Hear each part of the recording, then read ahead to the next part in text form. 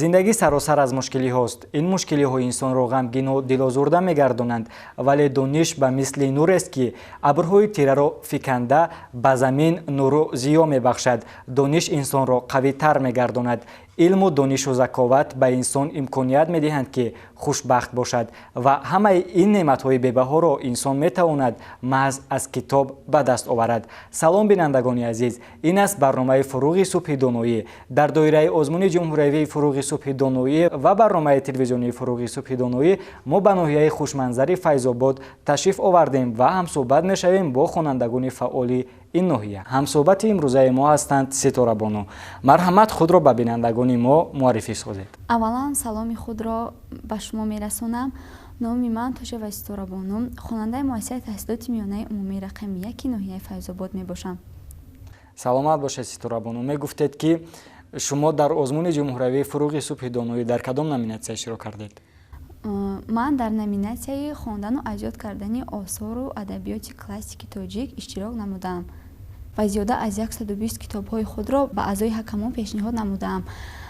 аз ин китобҳо китоби Баҳористони Абдураҳмони Ҷомӣ, Гулистони Саъдии Шерозӣ, Маснавии маънавии Ҷалолиддини Румӣ, Кайла ва Димнаи Абу Абдуллоҳи Рудакӣ ва дигар қасидаву ғазалҳоямро ба онҳо пешниҳод намудам. ва аз ин китобҳои хондаи ман китоби дӯстдоштаам китоби Маснавии маънавии Ҷалолиддини Румӣ мебошад. барои чӣ ба шумо маҳз ин китоб писанд омад? ин китоб доир ба таълиму тарбия, яъне ба роҳи ростро ҳидоят менамояд дар зиндагии ҳар як инсон. яъне хонанда метавонад, ки аз ин китоб ба худ ҳамаи чизҳои лозимиро бигирад, то дар зиндагии худ истифода барад, муваффақ шавад. эҳтиром, тарбия ҳамаро метавонад маҳз аз ин китоб омӯзад. саломат бошед. айни замон метавонед, ки яке аз қиссаҳои Маснавии маънавиро барои бинандагони мо нақл кунед? бале, яке аз ҳикояҳои Маснавии маънавӣ ки бар ман писанд омада буд, ин ҳикояи тӯтӣ ва бозаргон мебошад, ки як рӯз бозаргоне тӯтие мехарад ва тӯтияшро бо худ нигоҳ медорад. як рӯз бозаргон ба Ҳиндустон, ба мамлакати Ҳиндустон сафар карданӣ мешавад ва аз тӯтии худ мепурсад, ки ман барои ту аз он ҷо чӣ биёрам? баъд тӯтияш мегӯяд, ки вақте ки шумо ба Ҳиндустон рафтед, ба дӯстони ман салом расонед. ва бозаргон ҳамин тавр ба Ҳиндустон меравад, дар он ҷо тӯтиҳои зиёдеро мебинаду ва ба онҳо саломи тӯтияшро мерасонад. ногоҳ аз байни тӯтиҳо яке аз тӯтиҳо аз ҳуш меравад. бозаргон ба фикр фурӯ меравад, ки ӯ яъне саломи тӯтиро шуниду аз ҳуш рафт ва боз ин хабарро ба тӯтияш мерасонад. тӯтӣ ин хабарро шунида, он ҳам аз ҳуш меравад. бозаргон тӯтиро аз қафас бароварда мехоҳад, ки бубинад, ки ба тӯтияш чӣ шудааст. вақте ки тӯтиро аз қафас мебарорад, тӯтӣ ба ҳуш омада парвоз карда мепарад. ин яъне ман аз ин ҳикоя он чиро гирифтам, ки чӣ гуна тӯтиҳо яъне иттифоқ буданд ба ҳамдигар, ҳамфикр буданд ва ҳамин тавр тӯтӣ аз қафаси бозаргон озод мешавад. инчунин дар ҳикояи мазкур мо метавонем зиракии тӯтиро низ мисол оварем, зеро ки онҳо ба якдигар роҳи халос шудан аз душвориро нишон доданд. ҳамин тавр низ зиракиро ба кор бурданд, то ин ки ба озодӣ бираванд. саломат бошед. шумо қайд кардед, ки 120 китобро мутолиа намудаед. мегуфтед, ки бароятон чӣ гуна муяссар шуд ин гуна шумораи зиёди китобҳоро мутолиа намудан? умуман аз синни чанд солагӣ ба хондани китобҳо шурӯъ кардед? аз синфи чориам ба китобхонаи марказии ноҳияи Файзобод аъзо гардидам ва аз синфи чориам яъне ба хондани китобҳо сар кардам ва якумин китоби хондаи ман ин бо номи Турнаҳо буд, ки китоби бачагона мутолиа намудам ва ҳамин тавр дар озмунҳои зиёде иштирок кардам. озмуни ҳамнишини беҳ аз китоб махоҳ библиомарафон иштирок намуда сазовори ҷойи намоён гардидам. аз ҳамон вақт то ин ҷониб ба мутолиа намудани китобҳо машғулам. саломат бошед. ба ҷуз хондани китобҳои насрӣ инчунин ба назм низ шавқ доред? бале ба назм низ шавқи зиёди беандоза дорам ва мехоҳам ки қасидаи шикоят аз пирии абу абдуллоҳи рӯдакиро ба бинандагон пешкаш намоям. марҳамат. маро бисуду фурӯ рехт ҳарчи дандон буд, набуд дандон лобал чароғи тобон буд, сапеду симрада буду дуру марҷон буд, ситораи саҳарӣ буду қатра борон буд. яке намонд кунун зон ҳама бисуду бирехт, чӣ наҳс буд ҳамоно ки наҳси кайвон буд, на наҳси кайвон буду на рӯзгори дароз, чӣ буд мант бигӯям қазои яздон буд. ҷаҳон ҳамеша чу чашмест гирду гардон аст, ҳамеша то буд оинааш гирдгардон буд.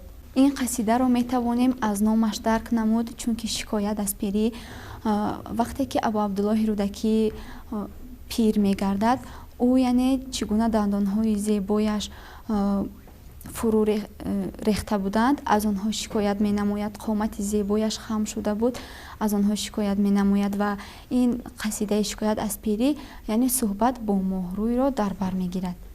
саломат бошед. айни замон шумо имкон доред ки барои он нафароне ки шояд китоб кам мехонанд, якчанд китобҳоро тавсия диҳед ки шавқу завқи онҳо барои хондани китобҳо бедор шавад. яъне ба андешаи шумо кадом китобҳо метавонанд ки инсонро ба китобдӯстӣ, ба китобхонӣ ҷалб созанд? ба андешаи ман ҳар як шахс бояд китобҳоро мутолиа намояд. баҳористони абдураҳмони ҷомиро ба онҳо пешкаш менамоям, чунки абдураҳмони ҷомӣ ин китобро барои писари худ нависондааст дар пайравии гулистони саъдии шерозӣ ва метавонанд ки ҳамсолони ман, наврасону ҷавонон ин китобро мутолиа намоянд ва дар зиндагии худ роҳи дурусти зиндагиро пайдо намоянд. яъне китоби баҳористон метавонад ки ба инсон роҳи дурусти зиндагиро нишон диҳад. барои чӣ дар ин китоб чӣ гуфта шудааст? дар ин китоб абдураҳмони ҷомӣ ба фарзанди худаш насиҳат кардааст, метавонад ки ба онҳо таъсирбахш бошад. айни замон метавонед барои бинандагони мо яке аз ҳикояҳоро аз миёни ин китоб ба бинандагони мо нақл кунед? яке аз ҳикояҳои баҳористони абдураҳмони ҷомӣ ба ман маъқул шуд. ин сангпушт ва каждум буд ки рӯзе сангпушт ва каждум дар роҳ рафта истода буданд ки аз наздашон як дарёчае мебарояд ва каждум аз об гузашта наметавонад ва аз сангпушт хоҳиш менамояд ки ӯро яъне аз об гузаронад. сангпушт каждумро дар болои сангҳояш аз об гузаронида истодааст ки дар байни об ба санги сангпушт як хоре мехалад. сангпушт аз каждум мепурсад ки яъне ин овози чи аст. каждум мегӯяд ки ман ба ту неш зада истодаам. баъд сангпушт аз ӯ мепурсад ки чаро ман ба ту некӣ карда истодаам ву ту ба ман бадӣ карда истодаӣ. каждум бошад мегӯяд ки ҷавоб медиҳад ки яъне хислати ман ҳамин аст ва сангпушт ӯро аз пушташ ба об ғарқ мекунад ва худаш аз об мегузарад. яъне ба ҳамин қадар некиҳои сангпушт каждум боз ҳам зарари худро ба сангпушт мерасонад. яъне мазмуну муҳтавои ин ҳикоя дар он аст ки шахси бад ба ҳамин роҳи бадиаш меравад. каждум ки неш мезад, яъне ҳарчанд сангпушт ба он хубӣ ҳам кард, аммо каждум аз роҳи бадии худ нагашт, неши худро ба сангпушт халонид. саломат бошед. айни замон шумо имкон доред ки боз як шеъри дигаре барои бинандагони мо қироат кунед. то ҷаҳон буд аз сари одам фароз, кас набуд аз роҳи дониш бениёз. мардумони бохират андар замон, роҳи донишро ба ҳар гуна забон. гирд карданду гиромӣ доштанд, то ба санг андар ҳаме бингоштанд. дониш андар дил чароғи равшан аст, ваз ҳама бад бар тани ту ҷавшан аст. یعنی برای اون که انسان موفق شود و خوشحالانه زندگی به سر برد، پس میباید که پیوسته پی مطالعه کتاب‌های گوناگون باشد. همین طور ما شما اظهار سپاس میکنیم که در برنامه امروزه ما اشتراک کردید و به شما احسان میخوانیم. اینچنین در کارهای من بعده شما و برای اشتراک کردن در آزمون جمهوری فروغ صبح دانایی به شما برای کامیابی ها تمنا میکنیم. نسل نورس دوران استقلال خوشبخت از آن هستیم که بهر ما جوانان و نورسان چنین آزمون فروغ صبح دانایی را پیشکش می نمایند تا ما جوانان و نورسان توانیم دانش و ملکه خود را صیقل دهیم و میناداری خود را به پیشوای معظم ملت می رسانم که بهر ما جوانان چنین آزمون ها را پیشکش می نمایند. سلامت باشید و بینندگان عزیز، بار دیگر یادآور می‌شویم که هر نفری که به خواندن کتاب شوق و ذوق دارد و در آزمون جمهوری فروغ صبح دانایی اشتراک کرده است میتواند در برنامه ما نیز اشتراک ورزد. اینجا باشد میرسیم به فرجام برنامه امروزه امون. یادآور می‌شویم که ما در ناحیه خوشمنظر فیض آباد قرار داشتیم و همصحبت بودیم با یکی از خوانندگان فعال این ناحیه. خیر تا برنامه‌های آینده.